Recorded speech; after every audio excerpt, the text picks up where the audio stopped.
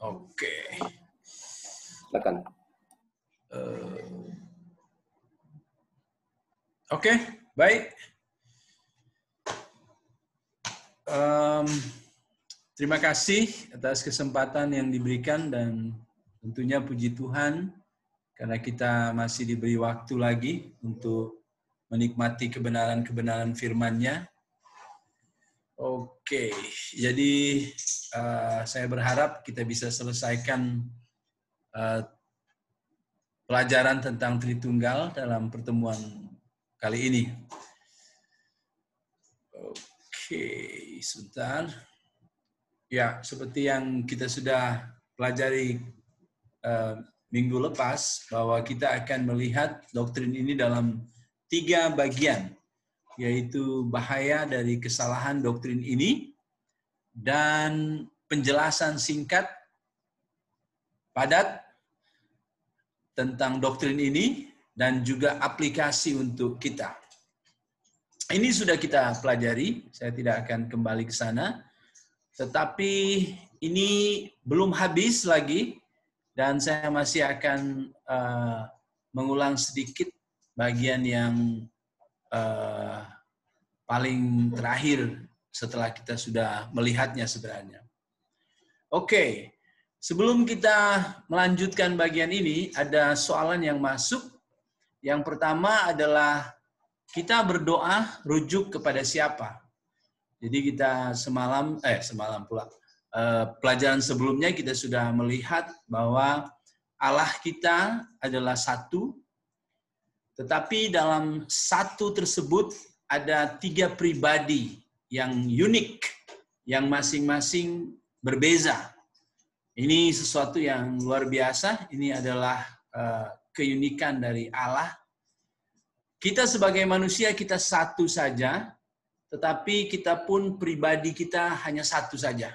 Tidak 2 pribadi. Tetapi Allah yang satu itu mempunyai 3 pribadi. Yaitu Bapa, Anak, dan Roh Kudus. Nah, ketika kita berdoa, kita merujuk kepada siapa? Jadi ini soalan yang baik. Ya, kalau kita memperhatikan dalam kitab suci, kita sadar bahwa Yesus mengajarkan kita berdoa, yaitu berdoalah kepada Bapa, ya, Bapa kami dalam surga. Tetapi kita juga melihat beberapa ayat di mana Yesus pun berkata, mintalah dalam namaku. Mintalah dalam namaku. Jadi kita sebagai orang percaya, kita tidak ada masalah kita berdoa dalam nama Bapa. Kita juga bisa berdoa dalam nama Yesus. Tidak ada masalah dengan itu. Kita boleh berdoa di antara 2 nama itu. Kita pun boleh berdoa dalam nama Tritunggal. Kita bisa juga. Kita pun boleh berdoa dalam nama Bapa saja. Bapa, saya ini. Kita juga boleh berdoa, Yesus, saya perlukan ini. Boleh. Kita juga boleh berdoa dengan mengatakan, saya datang dalam kehendak Roh-Mu yang kudus, meminta dalam nama Anak-Mu, Yesus Kristus. Kita memang tidak ada masalah dengan itu. Sebab tidak ada kecemburuan antara Tritunggal. Alamak, dia minta dalam nama ini. Sudahlah, kalau begitu saya tak mau bagi. Tidak ada. Sebab mereka sempurna kehendak mereka. Kehendak dari Roh Kudus sempurna sama persis dengan apa yang dikehendaki oleh Bapa dan apa yang dikehendaki oleh Roh Kudus. Jadi kita tidak perlu khawatir saya salah berdoa dalam nama siapa. Tidak. Jadi saya suka ya ada beberapa lagu pujian yang tradisional dulu di mana mereka menyanyi misalnya Bapa, Putra, Roh Kudus, Tritunggal kami sembah. Jadi penyembahan itu mereka mau menaruh itu kepada ketiga pribadi. Jadi kita pun bisa berdoa dalam nama Bapa, Anak, dan Roh. Jadi tidak ada masalah dengan itu. Silahkan berdoa. Pun kita berdoa Bapa, itu juga bisa. Saya pikir itu yang bisa saya jawab untuk soalan yang pertama. Kita berdoa rujuk kepada siapa? boleh rujuk kepada Yesus, boleh rujuk kepada Bapa. Mengapa kita tidak khawatir berdoa dalam nama Yesus? Sebab Yesus sendiri yang berkata, mintalah dalam namaku. Mengapa kita tidak masalah dengan berdoa dalam nama Bapa? Sebab Yesus sendiri mengajarkan berdoa. Kalau kamu mau berdoa, berdoalah, mintalah kepada Bapa. Bapa kami yang di surga, ya kan? Nah, pertanyaan berikut adalah siapa yang tinggal di dalam hati? Memang pertanyaan-pertanyaan ini bukan mudah. Ini pertanyaan yang harus didalami. Jadi, siapa yang tinggal di dalam hati melihat pada sifat dari Allah, maka Allah bisa ada di mana-mana. Bukan bisa, Allah memang ada di mana-mana. Bapa ada di mana-mana, Yesus ada di mana-mana, Roh Kudus ada di mana-mana. Jadi dari sudut melihat sifat Allah, tentu Tritunggal ada. Tetapi melihat pada tugas yang diberikan, maka kita sadari bahwa ada tugas-tugas tertentu yang memang diwakili oleh salah satu pribadi. Misalnya tugas penebusan, tugas mati di kayu salib, memang itu tugas yang diwakilkan kepada Allah Anak. Kepada Allah Anak. Walaupun tentu dalam misi untuk menyelamatkan manusia, Tritunggal ada di dalamnya. Tiga-tiga ada di dalamnya. Tetapi yang mati di kayu salib memang Allah Anak. Sebab apa? Sebab Allah Anak menjadi manusia. Bukan Allah Anaknya yang mati ya, tidak. Tetapi Allah Anak ketika menambahkan kepada sifatnya manusia 100%, yaitu Yesus, sehingga Allah Anak ada sifat atau ada dua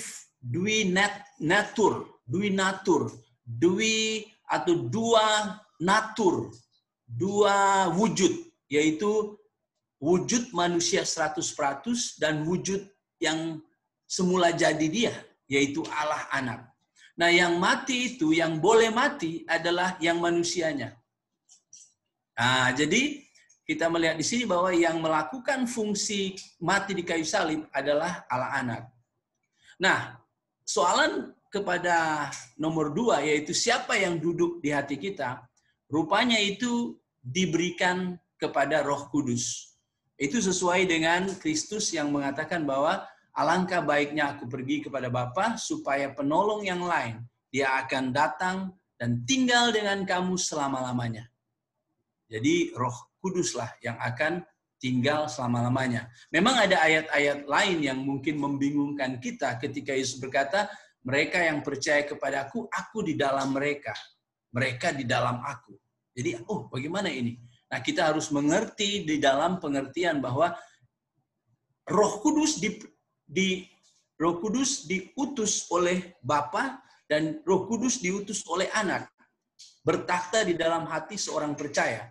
Maka tidak bisa kita melupakan siapa yang mengutusnya. Sama seperti contoh yang saya berikan lalu ya, ketika kita bicara tentang membina tadika di Lotong.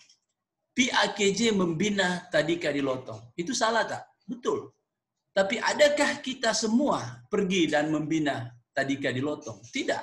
Yang membina di sana adalah orang kampung di sana. Ya, beberapa kali Uncle Dan dan Pak Romeo di sana pergi juga. Tetapi kita sadar bahwa mereka membina karena PAKJ yang menguruskan itu.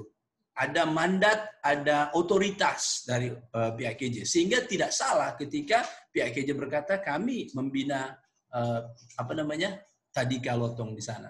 Jadi ketika Kristus berkata aku di dalam mereka, sebab otoritas dialah yang membuat Roh Kudus tinggal di dalam hati orang percaya. Jadi kita ada Roh Kudus yang duduk selama-lamanya menyertai kita, itu adalah Roh Kudus. Dan fungsi Roh Kudus adalah mau supaya orang percaya itu menyembah Yesus, memuliakan Yesus, mengingat ajaran-ajaran Yesus, memahami implikasi-implikasi ajaran-ajaran dari Tuhan Yesus. Seperti itu. Oke. Mungkin itu Kalau ada pertanyaan lain bisa ditanyakan di lain masa. Tapi untuk sekarang, saya pikir saya bisa menjawab seperti itu. Kalau ada tambahan komentar untuk dua pertanyaan itu sebelum kita lanjut, silakan.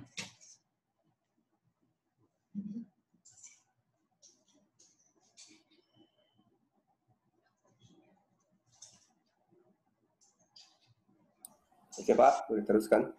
Oke, baik. Mari kita teruskan sekarang. Saya ingin sebelum kita lanjut mengulang semula bahwa di dalam perjanjian lama ada pribadi praeksistensi Yesus, praeksistensi Allah anak, atau sebelum Allah anak memperlihatkan wujudnya melalui menjadi manusia, dan itu nampak pada satu pribadi yang disebut Malak Yahweh atau malaikat Yahweh. Jangan salah, ini bukan malaikat Michael atau bukan malaikat Gabriel. Ini adalah malaikat Yahweh. Jadi 4 huruf khas tentang Yehova, Yahweh ada. Jadi malaikat YHWH ya. Apa itu? YWH ya, itu dia.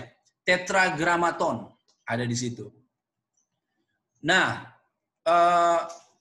ketika saya angkat satu ayat, memang ada banyak ayat, tapi saya hanya khas pada malam hari ini melihat pada Kejadian 22 ayat 11 sampai 16, Abraham menyebutnya sebagai Tuhan. Dan juga malaikat Yahweh ini bersumpah demi dirinya sendiri, bukan bersumpah demi Allah. Bukan bersumpah demi yang lain, tapi bersumpah demi dirinya sendiri. Bukan main otoritas dari si malaikat Yahweh ini. Kata-katanya pun disebut firman Allah.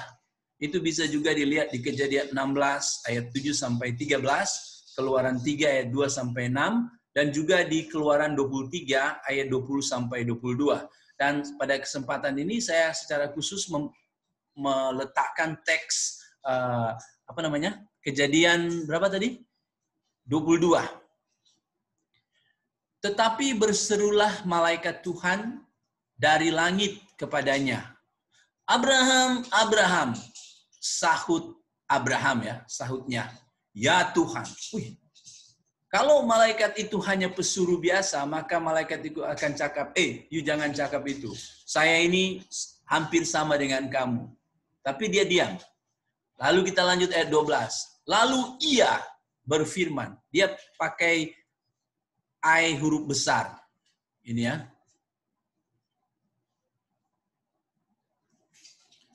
Ia I huruf besar. Jangan bunuh anak itu dan jangan kau apa-apakan dia, sebab telah ku huruf besar pun.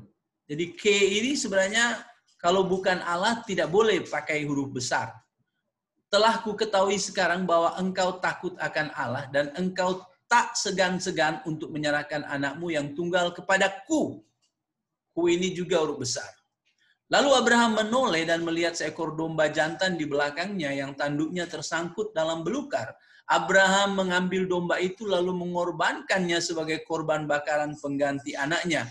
Dan Abraham menamai tempat itu Tuhan menyediakan. Wah, Abraham menamai Tuhan menyediakan. Sebab itu sampai sekarang dikatakan di atas gunung Tuhan akan disediakan. Untuk kedua kalinya berserulah malaikat Tuhan dari langit kepada Abraham. Nah ini.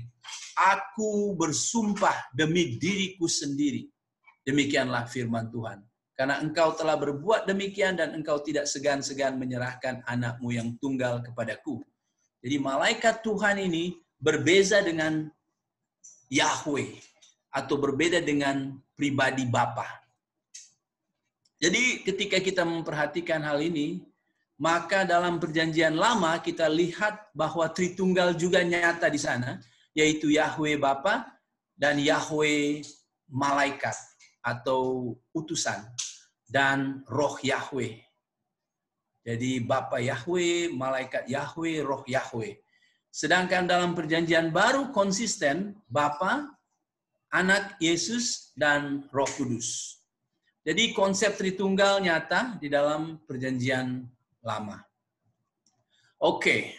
Kemudian saya ingin kita perhatikan perbandingan antara Tritunggal dan oneness atau Sabellianus atau modalisme yang hanya percaya satu pribadi. Jadi sebenarnya Allah itu satu, tapi pribadinya pun hanya satu. Jadi kita lihat perbedaan ini ya.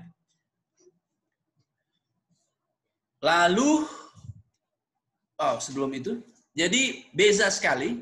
Kalau oneness, Allah hanya satu, pribadinya satu, tapi memanifestasi atau mewujudkan dalam tiga wujud.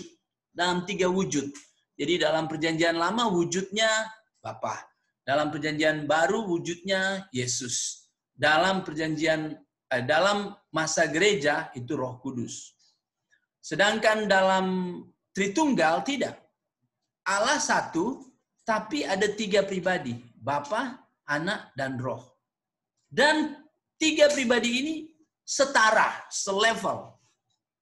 Maha tinggi. Sebab hakikat Anak tidak beza dengan hakikat Roh Kudus, yaitu Allah. Begitu juga Bapa. Mereka adalah Allah. Kemudian kita perhatikan ajaran yang sudah kita lihat pada pertemuan terakhir tentang dua pribadi, satu kuasa. Yaitu pribadi Allah ada dua, yaitu Bapa dan Anak. Tetapi Bapa itu adalah Allah mayor, Allah yang lebih besar. Sedangkan Anak, Allah yang lebih kecil. Sebab dia diciptakan. Dia lebih kecil. Mereka menggunakan beberapa ayat dengan penafsiran yang keliru. Misalnya hikmat. Mereka bilang hikmat di buku Amsal itu Yesus. Nah, hikmat itu dikatakan Allah menciptakan. Itu permulaan dari ciptaannya. Mereka salah mengerti bahwa sebenarnya hikmat yang dimaksudkan di sini bukan Yesus. Menarik ketika Amsal berkata, aku hikmat tinggal bersama-sama dengan kecerdasan. Nah, kalau hikmat Yesus, kecerdasan siapa? Jadi mereka salah bahwa sebenarnya hikmat di sini adalah satu antromorfisme, yaitu gaya bahasa yang mau melukiskan seolah-olah itu manusia. Jadi untuk memahami tentang hikmat. Jadi kita mungkin akan ada di bagian lain, tetapi semua tafsiran-tafsiran itu keliru. Dan juga ayat-ayat seperti Yesus permulaan dari penciptaan. Itu kesalahan penafsiran. Bahwa sebenarnya harus dilihat konteks bahwa Yesus bukan salah satu hasil ciptaan. Dialah yang adalah penyebab dari semuanya. Dialah pencipta. Jadi itu kesalahan. Dan juga seperti yang saya bilang, di mana Yesus pernah berkata bahwa Bapa lebih besar daripada aku. Nah, dengan ayat-ayat ini, mereka akhirnya merumuskan satu doktrin bahwa Yesus minor dan Bapa yang mayor. Itu menghilangkan kesetaraan dari tiga pribadi ini. Dan ini dipegang oleh saksi Yehova atau Jehovah Witness. Dan itu diawali oleh Arianus. Oke. Ketika kita misalnya membela ajaran tentang Allah dengan menggunakan Sabellianisme atau dengan menggunakan dalil-dalil daripada modalisme, maka kita akan melihat peristiwa-peristiwa kehidupan Yesus itu sebagai sesuatu yang hanya acting sahaja. Ya. Bayangkan kalau Yesus berdoa kepada dirinya sendiri. Wah, apa nih? Bayangkan waktu Yesus berseru, Bapa, Bapa, mengapa engkau tinggalkan aku? Padahal dia sendiri itu. Ini adalah acting saja. Dan ini sebenarnya sedang menghina iman kita. Dan kita akan kebingungan kalau kita mengikuti kesalahan ini. Dan selain itu kita akan bercanggah dengan beberapa peristiwa di mana kita melihat 3 pribadi itu ada. Misalnya dalam pembaptisan Yesus. Maka kita harus simpulkan bahwa ini tak betul. Yang suara yang keluar itu sebenarnya suara Yesus saja, pura-pura Yesus keluarkan dari sana. Yang turun seperti burung merpati itu kita berusaha kaburkan itu semua. Maka itu menghancurkan kebenaran Alkitab. Dan kita pun ketika datang belajar Alkitab, kita pun mulai, walaupun dalam hati, ya ini firman Tuhan, tapi kita akan mulai sadar, macam mana ini Alkitab ini ya? Sulit sekali masuk dalam pikiran saya. Jadi ini semua berbahaya, ini semua adalah taktik yang bisa membuat otoritas dan kewibawaan dari Alkitab dilemahkan. Jadi ini ajaran yang salah, ini sesat. Dan memang ada ayat di kitab 1 Yohanes bahwa ini menyangkal anak, menyangkal bapa. Baik menyangkal anak dan menyangkal bapa adalah sifat dari antikris. Jadi ini sesuatu yang berbahaya. Kemudian untuk ajaran dari Arius atau saksi Yehova, ini akan bermasalah dengan Allah berfirman baiklah kita. Jadi kita ini berarti Allah. Tapi kalau ada level yang berbeza daripada salah satunya, maka ini bisa membuat macam mana ya? Allah yang tidak mau membiarkan siapapun yang akan setara dengan dia itu menjadi masalah. Kita melihat bahwa ketiga pribadi ini adalah sama, ketiga-tiganya hakikatnya tidak berbeza, mereka sama persis, yaitu Allah. Kemudian kita sudah melihat bahwa maksud ketika Yesus berkata, Bapa lebih besar daripada aku, ini Yesus berbicara dalam natur dia sebagai manusia yang berfungsi sebagai utusan Allah. Maka jelas dia menempatkan diri lebih rendah dari yang mengutus. Jadi itu tidak salah bahwa Yesus memang lebih rendah. Oleh sebab itu ketika ditanya, bila waktu kedatanganmu? Anak tidak tahu, Bapa yang tahu. Karena apa? Karena Yesus dalam predikat, dalam fungsinya sebagai yang diutus. Bahkan kita sudah lihat dalam Ibrani 2 ayat 9, untuk waktu yang singkat dibuat sedikit lebih rendah daripada malaikat-malaikat. Malaikat-malaikat pun lebih tinggi dari dia, apalagi Bapa. Tapi kita harus sadar, ini dalam natur dia sebagai manusia. Jadi, anak Allah bukan Allah anak dengan dalil, aku adalah anak presiden, apakah aku presiden? Tentu tidak. Tapi masalahnya adalah, mereka menggunakan hakikat dan predikat. Mereka campur baur itu. Tidak bisa dicampurkan. Kalau predikat, maka jelas waktu Yesus menjadi manusia, secara predikat, secara fungsi, dia memang lebih rendah daripada Bapa.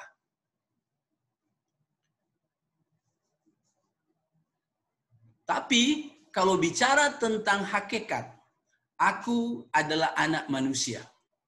Maka aku adalah manusia. Jadi ketika Yesus bilang, aku adalah anak Allah,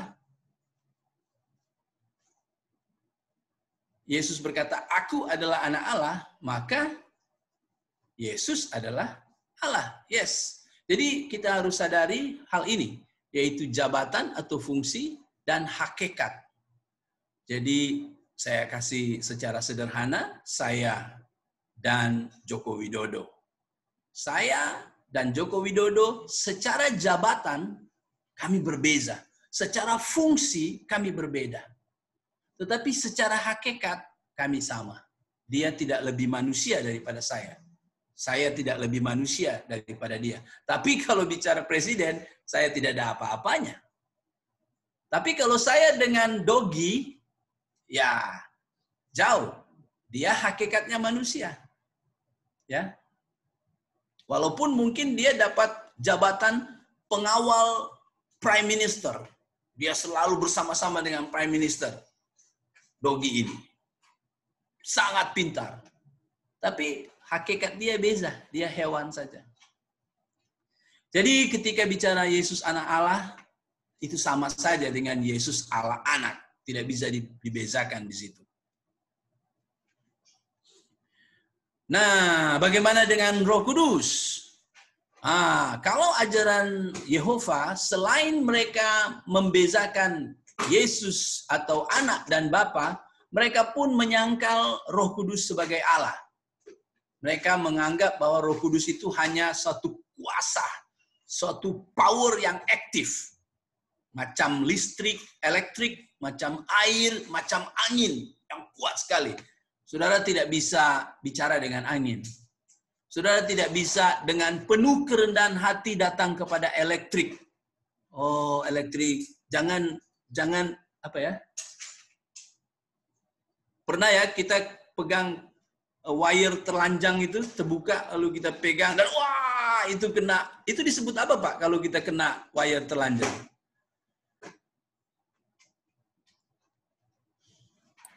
Tersengat. Kata English electrocuted. Itu dia. Kita tidak bisa berkata kepada elektrik, saya baik tahu. Saya, janganlah, saya tak ada mak, saya sudah tak ada bapak. Jangan ya, walaupun saya sentuh kamu, jangan strum saya. Tidak bisa, elektrik tak tahu apa-apa, dia akan hantam saja. Itu namanya tidak berpribadi ya. Apakah benar Roh Kudus itu hanya kuasa? Dapatkah kuasa berdoa? Tidak bisa. Sedangkan ayat yang kita baca, Roma 8 ayat 26, Roh Kudus membantu kita dalam berdoa. Dapatkah kuasa mengajar? Tidak bisa. Sedangkan Nehemia 9 ayat 20, Roh Kudus mengajar. Dapatkah kuasa menginsafkan? Yohanes 16 ayat 8, kalau ia datang, ia akan menginsafkan dunia akan dosa, kebenaran, dan penghakiman. Dan seperti yang saya pernah kasih tahu, seorang yang bernama Herbert Lockyer, dalam bukunya The Holy Spirit of God, dia berkata, secara keseluruhan, sekitar 160 teks dalam perjanjian lama dan perjanjian baru menyinggung tindakan-tindakan roh. Menyangkal kepribadian bagi Roh Kudus sama dengan membuang ayat-ayat itu. Wah, itu kalau kita menyangkali Roh Kudus sebagai pribadi, kita membuang 160 teks. Jadi ini salah satu tujuan juga untuk orang tidak akan menerima kitab suci secara utuh. Saya juga mengutip beberapa ayat, Kisah Para Rasul 5 ayat 3-4, tetapi Petrus berkata, Ananias, mengapa hatimu dikuasai iblis sehingga engkau mendustai Roh Kudus dan menahan sebagian hasil dari penjualan tanah?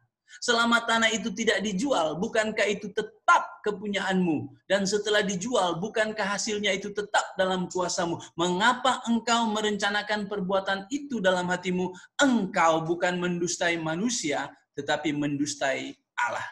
Jadi kita lihat bagaimana di ayat ini Roh Kudus disebut Allah di sini. Mendustai roh. Ini pertama sekali ya, ini mendustai Roh Kudus. Lalu engkau mendustai Allah. Jadi Roh Kudus adalah Allah. Dalam 1 Korintus 2 ayat 10-11. Karena kepada kita Allah telah menyatakannya oleh Roh. Sebab Roh menyelidiki segala sesuatu, bahkan hal-hal yang tersembunyi dalam diri Allah. Siapa gerangan di antara manusia yang tahu apa yang terdapat dalam diri manusia selain roh manusia sendiri yang ada di dalam dia? Demikian pula lah tidak ada orang yang tahu apa yang terdapat dalam diri Allah selain roh Allah. Wah, dia bisa tahu tentang Allah. Tidak ada yang bisa tahu tentang Allah kalau bukan Allah sendiri. Jadi ini ayat yang berikut yang mau menunjukkan bahwa Roh Kudus adalah Allah. Titus 3 ayat 5, pada waktu itu dia telah menyelamatkan kita bukan karena perbuatan baik yang telah kita lakukan, tetapi karena rahmat-Nya oleh permandian kelahiran kembali oleh pembaruan yang dikerjakan oleh Roh Kudus. Roh Kudus mengerjakan permandian kembali. Hanya Allah yang bisa mengerjakan kehidupan semula, kehidupan baru. Dan Roh Kudus melakukan itu. Berarti ini adalah perbuatan yang hanya bisa dilakukan oleh pribadi Allah. Maka Roh Kudus adalah pribadi Allah. Ayat 7-9 di Ibrani 3.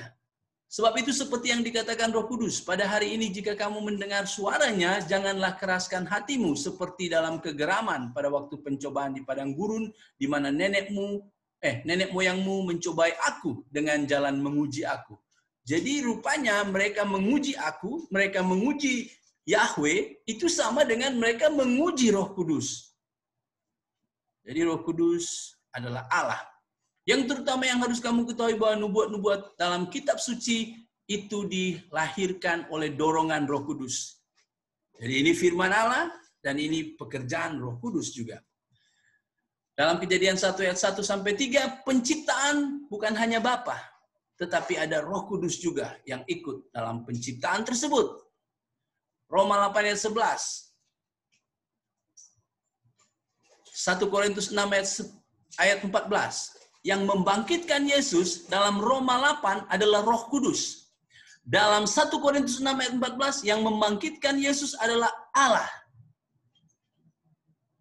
Jadi dalam kebangkitan Yesus, Trinitas nampak di sana.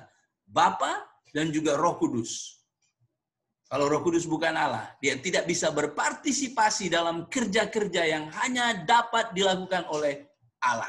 Dan Yesus sendiri Yesus sendiri berkata bahwa Bapa mengasihi aku dan aku memberikan nyawaku untuk menerimanya kembali. Tidak seorang pun mengambil daripadaku, melainkan aku memberikannya menurut kehendakku sendiri. Wah, jadi Yesus mati karena Yesus berikan, bukan dicabut nyawanya dari dia. Tapi Yesus juga berkata, aku berkuasa memberikannya dan berkuasa mengambil semula. Jadi untuk hidup, Yesus sendiri juga yang hidup di sana, yang menghidupkan. Berarti kita lihat Roh Kudus menghidupkan Yesus, Bapa menghidupkan Yesus, Yesus sendiri menghidupkan diri sendiri. Berarti untuk membangkitkan, 3 Trinitas ada di sana. Jadi jelas kita melihat kesalahan dari ajaran Oneness, kesalahan dari ajaran Arianisme, dan saksi-saksi Yehova. Oke. Kita sudah selesai di situ dan juga selesai di sini. Dan kita akan melihat aplikasi. Nah, aplikasi ada 2. Pertama, 1 hakikat 3 pribadi. Itulah Tritunggal, ya. Jadi kalau kita ditanya oleh orang, jelaskan saja seperti itu. Kita mempercayai Tritunggal. Tapi bukan Triteis, ya. Bukan Triteis. Triteis itu 3 Allah. Kita satu Allah yang di dalamnya ada 3 pribadi. Nah ini jelas logis. Kalau mereka bertanya, ya kita pun bisa bicara. Satu Malaysia, tapi beraneka suku bangsa. Tapi 3 pribadi Allah, masing-masing unik, yang tidak terlepas. Wah itu lain. Kalau saya dan Pak Andrew, 2 pribadi yang terlepas. Kadang-kadang saya pikir Pak Andrew pikir B. Tetapi Allah 3 pribadi yang sama, yang tidak bisa terlepas. Wah, ini memang, susah. Ini tak tercampur. Tapi satu hakikat. Apakah ini logis? Ini jelas tidak logis. Ini jelas tidak logis. Tapi logis atau logik atau masuk dalam pengetahuan itu, kalau kita berkata tidak masuk dalam logis atau non-logik atau tidak logik, jangan kita langsung berpikir berarti itu pengetahuan yang tidak logik. Kita jangan berpikir hanya 2 pengetahuan itu, yaitu logik dan yang tidak logik. Kita jangan membatasi 2 pengetahuan itu. Ada 3 jenis pengetahuan, yaitu logik atau rasional, atau yang kedua dan yang kedua adalah tidak logik atau kontra rasional, tapi yang ketiga adalah di atas logik. Nah, ini adalah supra rasional. Jadi ketika kita lihat tentang Trinitas ini, 3 pribadi yang tidak terpisah tetapi unik. Dibedakan, ini Bapa, ini Roh, ini Anak. Tapi sama-sama tidak terpisah. Wah, ini bagaimana ini? Seharusnya kalau tercampur sama seperti gula dan kopi. Selepas dicampur kita tak tahu lagi mana kopi, mana gula. Tetapi ini tidak begitu. Kita tahu ini lain, ini lain, ini lain. Dan ini adalah tidak logik. Tetapi tidak logik bukan satu-satunya pengetahuan. Itu ada 3. Tidak logik, logik, dan di atas logik. Atau supra rasio. Dan wajar kalau dia di atas akal. Sebab dia yang menciptakan akal. Kalau akal kita sanggup membatasi Allah, maka Allah itu di bawah kita. Kita sanggup menguasai komputer. Kita lebih daripada komputer. Kita sanggup melatih hewan-hewan. Harimau semua kita kuasai. Kita sanggup mengerti mereka semua. Kita sanggup, tapi susah. Psikologi susah. Yaitu mau memahami manusia yang sama. Saya manusia mau berusaha memahami manusia. Wah, itu bukan sulit. Kita melahirkan psikologi, kita melahirkan biologi, kita melahirkan kedokteran untuk fahami otak, untuk fahami mata, untuk fahami kulit, untuk fahami jantung. Wah, itu susah. Apalagi kita memahami yang pencipta kita. Wah, ini adalah di atas akal kita. Kita tidak mungkin memahami itu. Untung Allah mewahyukan siapa dia. Kalau dia tidak mewahyukan, tidak bisa.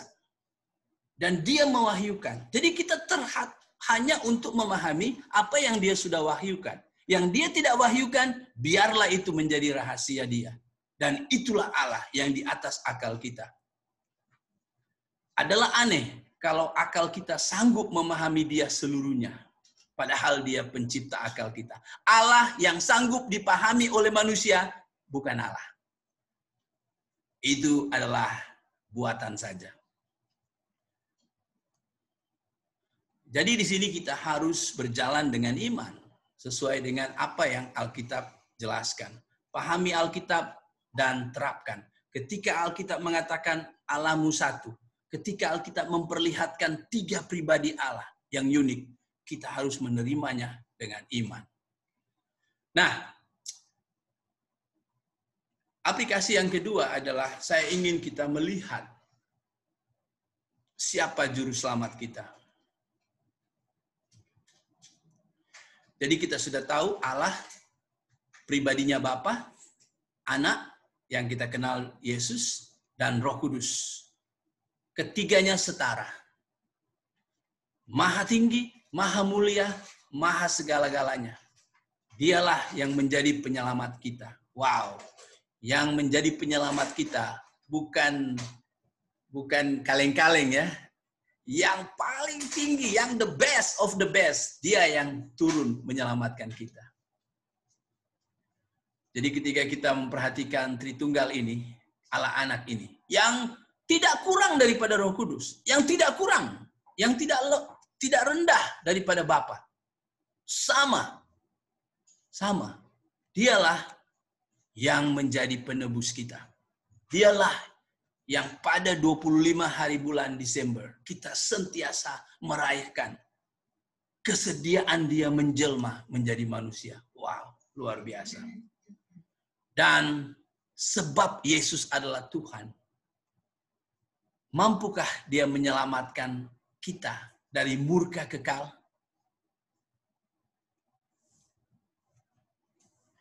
Dia pernah berkata sebelum dia naik ke surga dalam Matius 28 ayat 18.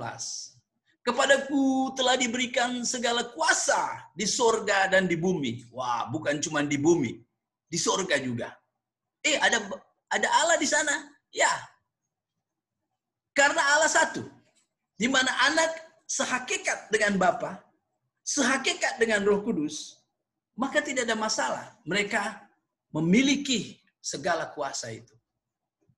Tapi ada orang berkata, nah kalau begitu, Yesus nanti mendapat kuasa selepas dia bangkit. Yesus dijadikan Tuhan selepas dia bangkit. Masalahnya mereka tidak melihat ayat-ayat secara keseluruhan. Kita harus lihat dalam Yohanes 17 ayat 5. Ya Bapa, permuliakanlah aku padamu sendiri dengan kemuliaan yang kumiliki di hadiratmu sebelum dunia ada. Jadi sebenarnya kepemilikan segala kuasa di mana-mana, di sorga dan di bumi, memang ada pada Yesus. Tapi semasa dia berfungsi, bertugas sebagai penyelamat, hamba yang menderita, maka dia harus melepaskan seluruh kuasa itu. Kalau tidak, mati semua kita. Dia harus melepaskan, membatasi, menghadkan semua itu. Memang sekali-sekala dia menampakkan ya, pada waktu naik di gunung, apa itu ya, transfigurasi. Di mana mulai terlihat dia punya kemuliaan dari dalam. Wah, dan Petrus melihat itu dan wah. Dan dia ingat sekali, sampai dia waktu menulis surat Petrus pun dia masih mengingat peristiwa transfigurasi di mana Musa dan Elia datang bercakap di gunung. Yesus memiliki kemuliaan semua itu. Tetapi selepas dia selesaikan tugas penebusan, selepas menjadi korban anak domba Allah, dulu domba-domba yang dikorbankan. Sekarang domba Allah yang sejati. Selepas dia selesaikan tugas itu, kembali semua. Hak dia sebagai pribadi kedua Allah. Hak dia sebagai pribadi yang sehakikat dengan Bapa, sehakikat dengan Roh Kudus. Maka dia memiliki semua kuasa di sorga dan di bumi. Jadi, otoritas atas sorga, otoritas atas dunia di tangannya. Jadi ketika kita hubungkan dengan wahyu, di mana saya mati hari ini atau esok, kita langsung bersama-sama dengan dia memegang otoritas atas dunia ini. Jadi, ketika orang percaya meninggal, orang percaya dibangkitkan pada kebangkitan pertama dan bersama-sama dengan dia di surga. Nah, Yesus jelas sehakikat dengan Bapa, sehakikat dengan Roh Kudus, yaitu Allah yang sejati. Jadi, pertanyaan tadi, dia bukan hanya mampu menyelamatkan Anda dan saudara daripada murka yang menyala-nyala itu. Murka Allah terhadap dosa. Dia bukan hanya mampu, tapi hanya dia, cuma dia, satu-satunya yang bisa menyelamatkan saya dan saudara. Ketika kita tidak percaya kepada dia, ketika ada seseorang yang tidak percaya kepada dia, maka dia tetap di bawah hukum. Dia tetap di bawah hukum. Sebab kenapa? Sebab dia adalah Tuhan. Dia adalah Allah. Dia mampu memberikan keselamatan kepada kita. Jadi, bagaimana dengan mereka yang menolak dia? Dia ada untuk menyelamatkan kita dari dosa-dosa kita. Maka yang menolak tentu dosa-dosa masih tetap akan menghadapi mereka. Mereka masih harus menghadapi dosa-dosa mereka. Demikianlah pelajaran kita pada malam hari ini. Puji Tuhan bisa selesai. Kita sudah melihat mengenai bahaya dari kesalahan doktrin ini. Jangan coba beranjak dari Tritunggal. Kalau beranjak dari Tritunggal untuk menjelaskan Allah kita, kita akan hancur. Dan yang kedua adalah saya harap penjelasan ini bisa ditangkap, bisa dipelajari, bisa dipegang, sehingga kalau diminta pertanggungjawaban iman kita, kita dapat. Dan kalau memang kita berhadapan dengan hal-hal yang mau menggoyahkan kebenaran ini, kita harus menjaga. Sebab Tritunggal doktrin yang sangat penting. Kita tidak boleh berbeda dalam hal ini. Dalam hal-hal yang lain, ya kita menghormati perbezaan.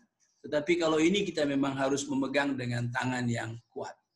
Sebab ini mempertaruhkan Alkitab. Dan saya harap dua aplikasi yang sudah saya berikan dapat memberkati kita. Terima kasih.